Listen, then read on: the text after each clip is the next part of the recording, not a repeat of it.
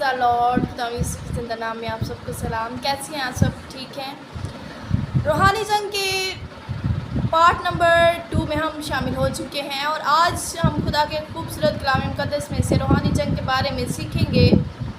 پہلے ہم 2 کویسچنز کو کلیئر کر چکے ہیں کہ روحانی جنگ کہاں سے شروع ہوئی اور روحانی جنگ کیسے ہو رہی ہے اور کیوں ہو رہی ہے۔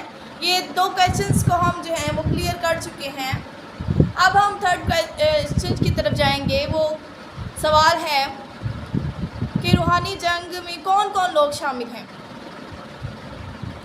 روحانی جنگ میں پہلے نمبر پر یہ تو ہم جانتے ہی ہیں کہ روحانی جنگ میں ابلیس شامل ہے، اور یہ روحانی جنگ ابلیس ہی کر رہا ہے، اور اس کے مقابلہ میں اور وہ کر کس کے ساتھ رہا ہے؟ وہ خدا کے ساتھ کر رہا ہے۔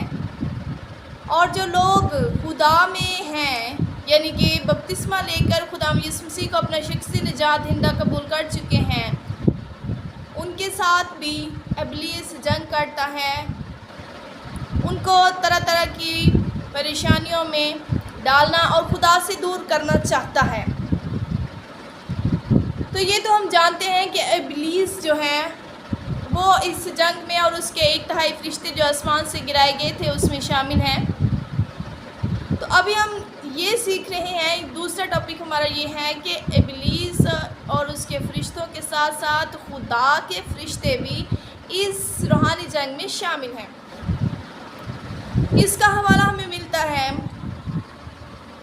عبرانیوں کے نام خط میں، اور اس کے پہلے باب کی 14ویں آیت مقدسہ سے ہم جو ہے وہ اس کی تلاوت کریں گے، اس کا ریفرنس لیں گے کہ خدا کے فرشتے اور خدمت گزار روحیں بھی جو ہیں وہ اس روحانی جنگ میں شامل ہیں۔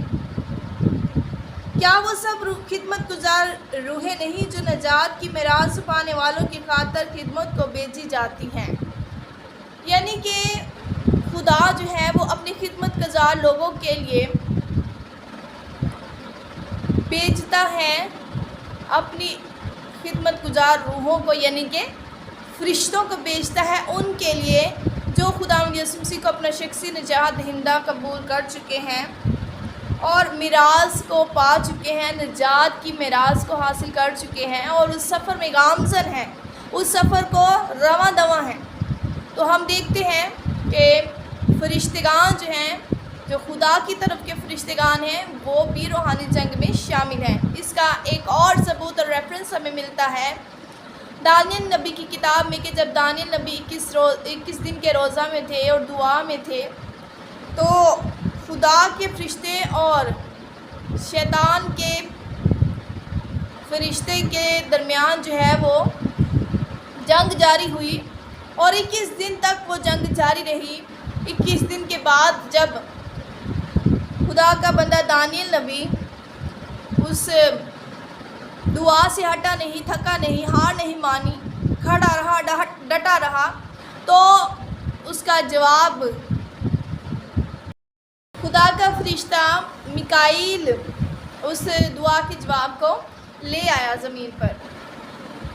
تو ہم دیکھتے ہیں کہ خداوند جو ہے وہ کس طرح سے کام کرتا ہے۔ اور اس روحانی جنگ میں ہم جو ہے وہ یہ سوال کو سیکھ رہے ہیں کہ روحانی جنگ میں کون لوگ شامل ہیں۔ پہلے نمبر پر ابلیس اور اس کے فرشتگان شامل ہیں، دوسرے نمبر پر خدا کے فرشتگان بھی جو خدمت گزار روحیں ہیں وہ بھی اس میں شامل ہیں، تیسرے نمبر پر ہم اس بات کو سیکھ رہے ہیں کہ جو لوگ خداوند یسوع مسیح کو اپنا شخصی نجات دہندہ قبول کر چکے ہیں، یہ جنگ میں بھی شامل ہیں۔ کیوں وہ شامل ہیں؟ کس وجہ سے وہ شامل ہیں؟ کیا وجوہات ہیں اس کے پیچھے کہ وہ لوگ جو ہیں اس روحانی جنگ میں شامل ہیں؟ ہم دیکھتے ہیں کہ جب خدا نے انسان کو بنایا تو ابلیس کو خدا کی خوشی ہضم نہیں ہوئی، اور وہ خدا کے کاموں میں دخل اندازی کرنا چاہتا ہے۔ اسی وجہ سے جو لوگ خداوند کو اپنا شخصی نجات دہندہ قبول کرتے ہیں، خدا کے پاس آتے ہیں اور ان برکات کو حاصل کرنا چاہتے ہیں جو خداوند نے ان کے لیے رکھی ہے۔ میرے عزیزو، ایک بات کو ضرور یاد رکھیں کہ خداوند انسان کو وہ رتبہ اور مرتبہ دینا چاہتا ہے شروع سے ہی، جب سے آدم اور حوا गुनाह में गिरे, तब से ही खुदा उनको अच्छा मर्तबा देना चाहता है, वो मर्तबा देना चाहता है जो उन्होंने बाग अदन में खो दिया था। तो अब जो लोग खुदावंद यीशु मसीह के वसीला से खुदा की बादशाही में शामिल होना चाहते हैं, वो उन सब की ज़िंदगियों में दखल अंदाजी करता, उनके कानों में फुसफुस करता, खुजली करता है और उनको जो है वो बुरे इरादों में डालता है और जो है वो उनको गिराना चाहता है और जो है वो उनको जो है वो खुदावंद से, कलाम से, दुआ से, रोज़ा से, बंदगी से जो कि हथियार हैं दूर रखता है और दूर रखने की हर रोज़ जो है वो भरपूर कोशिश करता है। कहता है कि मैं इनको जो है खुदा की हजूरी में जाने नहीं दूंगा। वो इतवार वाले दिन जो है संडे को सैलरी ज़्यादा जो है वो देने की कोशिश करता है। वो ख्याल डालता है कि नहीं, अगर मैं संडे को चर्च नहीं जाऊंगा, ये काम कर लूँगा, एक ईमानदार के दिल में वो बात डालता है तो मुझे वहाँ से ज़्यादा सैलरी मिल सकती है। यानी कि इसका मतलब ये है कि वो एक ईमानदार अपनी रूहानी खुराक को छोड़कर खुदा की हजूरी को छोड़ दे, वो सारे अपने हीले हरबे और तरीके इस्तेमाल करता है।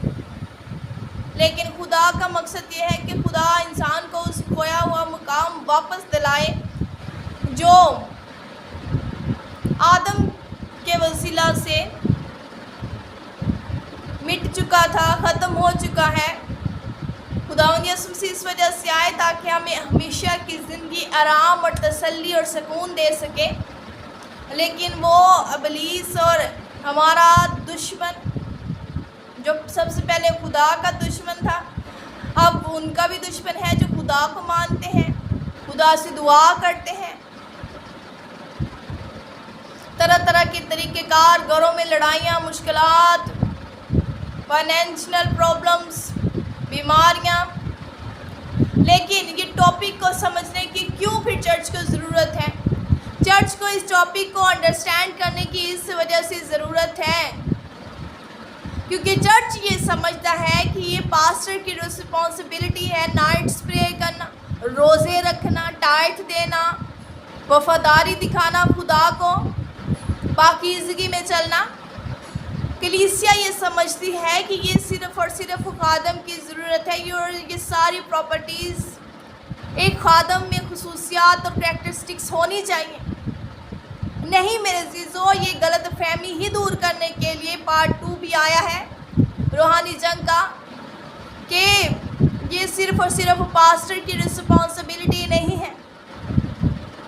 नेमतें तो हम सब सारे इकट्ठी करना चाहते हैं, सारी बरकतें नसीब करना चाहते हैं, सारी खुशियाँ लेना चाहते हैं, सारा सुख संविधान हासिल करना चाहते हैं। लेकिन जब रिस्पॉन्सिबिलिटीज़ की और खुदा के साथ जुड़े रहने की बात आती है तो कहते हैं कि ये सिर्फ़ और सिर्फ पास्टर की ज़िम्मेदारी है, ईमानदारों की, मिशनरीज़ की, एल्डर्स की, डीकन्स की, मुबशरान दीन की सिर्फ़ और सिर्फ ये ज़िम्मेदारियाँ हैं।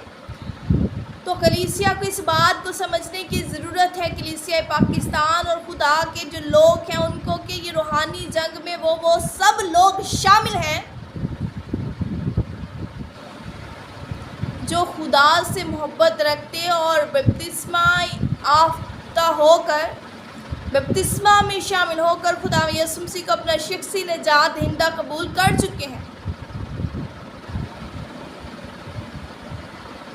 और हम जो है इस सीरीज़ में, इन रूहानी जंग की सीरीज़ में ये सीख रहे हैं कि हमने ये रूहानी जंग कहाँ से शुरू हुई है, कैसे शुरू हुई है, कौन लोग इसमें शामिल हैं, हम यहाँ तक पहुँच चुके हैं। नेक्स्ट हम इस टॉपिक पर बात करेंगे कि हमें इससे कैसे मुकाबला करना है, कौन से हथियार पहनने हैं। इससे भी पहले हमें ये जानने की ज़रूरत है कि हमारा दुश्मन कहाँ तक वार कर सकता है, क्योंकि जब तक एक इंसान दूसरे की साइकोलॉजी को टेस्ट नहीं करता है سائیکالوجی کو انڈرسٹینڈ نہیں کرتا ہے، اس کی ساری جو ہے وہ واروں کو اور داؤں کو معلوم نہیں کر لیتا، وہ کیسے سمجھ سکتا ہے کہ یہ اگلی دفعہ یہ میرے ساتھ ویسا سلوک کرے گا، یہ ہتھیار استعمال کرے گا، یہ حربہ استعمال کرے گا؟ تو بچنے سے پہلے، بچنے والے ہتھیاروں کو استعمال کرنے سے پہلے یہ جاننے کی ضرورت ہے کہ وہ کیسے کیسے کام کرتا ہے۔ تو نیکسٹ ویڈیو میں ہم یہ سیکھیں گے کہ ابلیس شیطان کس طرح سے جو ہے وہ حملہ کرتا ہے، کون کون سا وہ دماغ استعمال کرتا ہے۔ کلام مقدس میں یہ سارے جوابات موجود ہیں۔ خدا یسوع مسیح کو کس طرح سے اس نے ورگلانے کی کوشش کی، انبیاء کرام کو کس طرح سے ورگلانے کی کوشش کی، اور کس طرح سے وہ جو ہے رسولوں کو بھٹکانے کی کوشش کرتا تھا۔ تو ہمیں کس طرح سے نیکسٹ پھر ہم یہ سیکھیں گے کہ ہمیں کون کون سے ہتھیار استعمال کرنے اور طاقتور ہونا اور مصیبت کے دنوں میں جو ہے وہ مضبوط بنے رہنا ہے، ہم یہ سیکھیں گے۔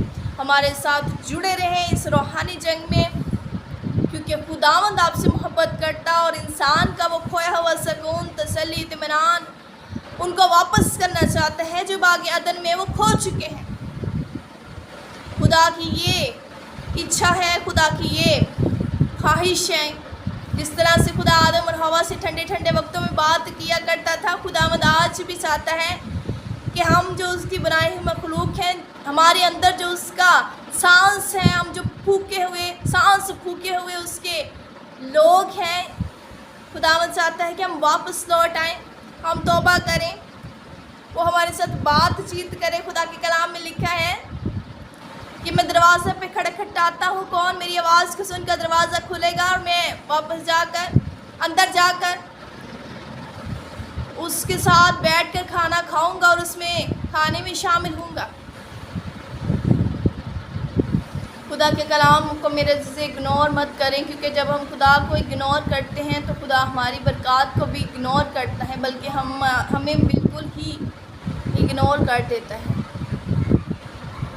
بے قدروں کی خدا کے حضور کوئی ویلیو نہیں ہے، لیکن خداوند چاہتا ہے پھر بھی کہ ہم اس کے پاس آئیں، کیونکہ وہ محبت ہے، وہ اپنا انکار نہیں کر سکتا۔